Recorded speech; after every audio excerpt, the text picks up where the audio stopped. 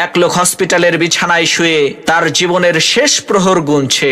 এদিকে তার পরিবারের লোকজন আর হসপিটালের একজন নার্স তার বিছানার পাশে দাঁড়িয়ে আছে। এমত অবস্থায় মৃত্যু শয্যায় শুয়ে থাকা ওই ব্যক্তি তার বড় ছেলেকে কাছে ডেকে বলল, বাবা, ঢাকার গুলশানের আলিশান 10টা বাড়ি আমি তোমাকে দিয়ে গেলাম। এরপর তার একমাত্র মেয়েকে কাছে ডেকে বলল, মারে, বনানীর 5টা ডুপ্লেক্স বাড়ি আমি তোমাকে দিলাম।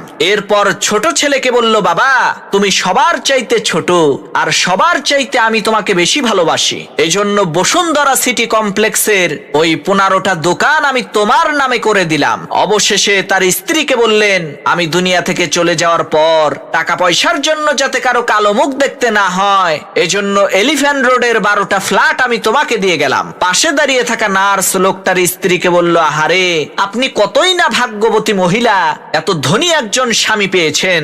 মৃত্যুর আগে আপনার স্বামী আপনাদেরকে কত ধনসম্পদ দিয়ে যাচ্ছে।